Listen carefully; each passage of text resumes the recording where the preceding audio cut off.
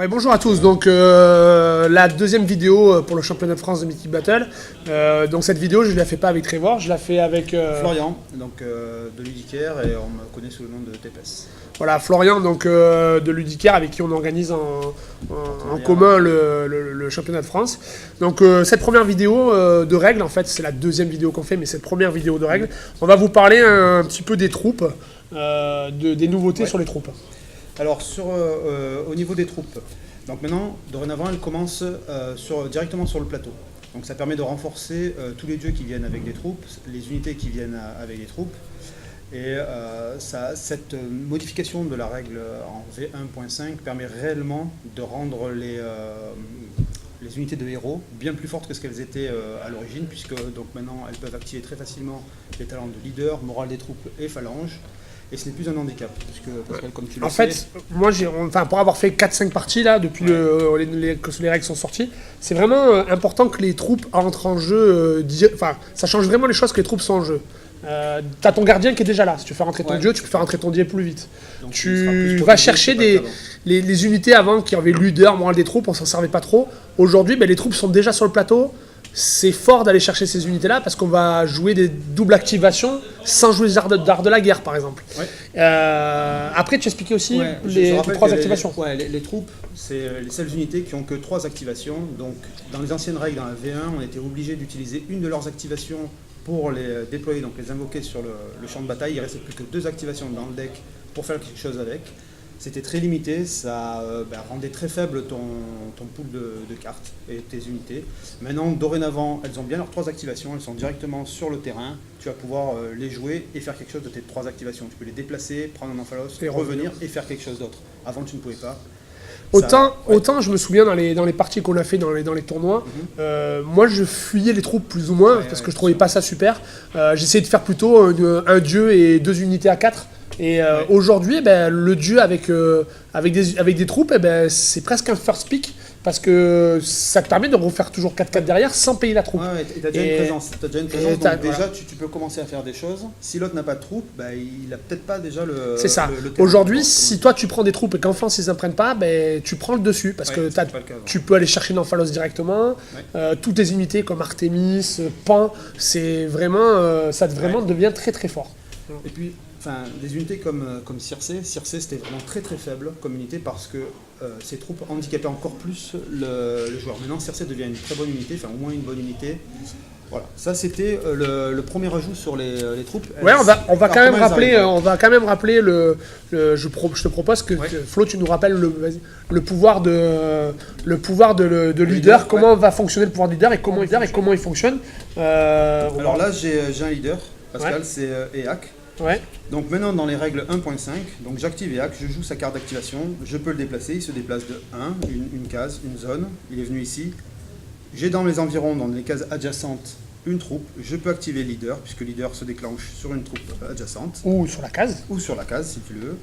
Que ce soit mon unité ou l'unité de mon coéquipier, il peut aller chercher, ou je peux aller chercher la carte d'une unité des troupes et les jouer directement. Ici, j'active les argonautes. Donc tu vas chercher dans ton deck, ou ton coéquipier va chercher dans son deck. On joue la carte activation et on peut jouer les argonautes. Ils peuvent jouer. Et là, le gros avantage, c'est ce qu'on disait tout à l'heure. Leader, c'est très fort parce qu'on a beaucoup de troupes sur le plateau. Et surtout, tu fais une deuxième activation pour 0 art de la guerre. T'as pas d'art de la guerre pour les jouer. C'est très bien. Tu as permis d'aller chercher une carte dans le deck. Ton deck est donc plus consistant en théorie. Et tu peux surprendre ton adversaire aussi. Donc c'est parfait. Cette nouvelle activation est très très bonne. Ouais.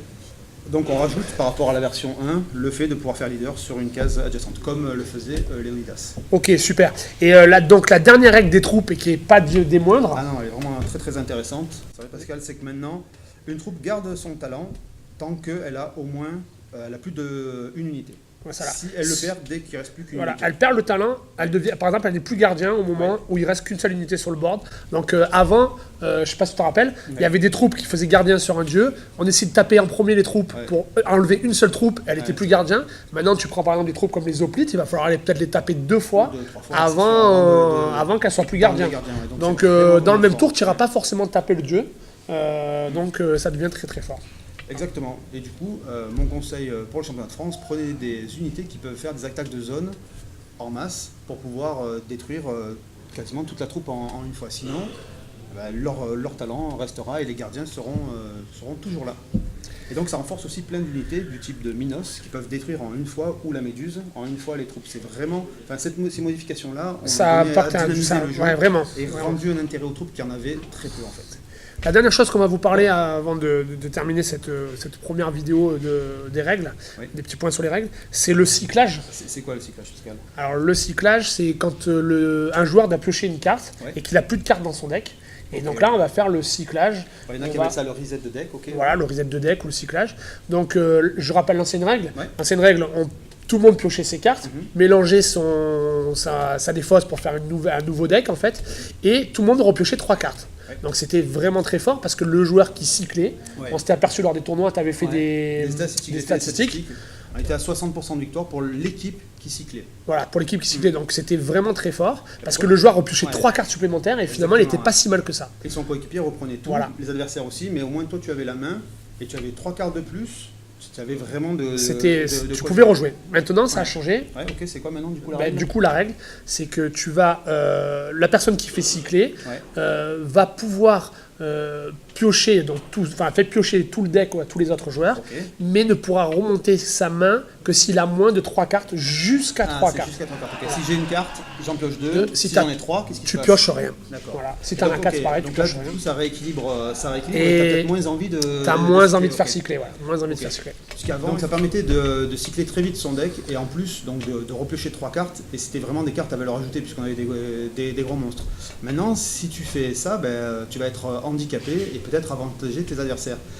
Donc on va voir ce que ça donne au championnat de France, mais je suis favorable à cette règle. Ouais, très bien. Bonne écoute de Monolith sur ce point, comme sur les troupes. Franchement, ça en avait besoin. Très bien. Ça a été fait et on est vraiment content que la 1.5 soit appliquée lors du championnat de France. Ok, écoutez, pour aujourd'hui, on va s'arrêter là. On va la semaine prochaine vous proposer sûrement une nouvelle vidéo sur d'autres règles que nous allons un peu détailler et pour que vous puissiez vous préparer pour le championnat de France.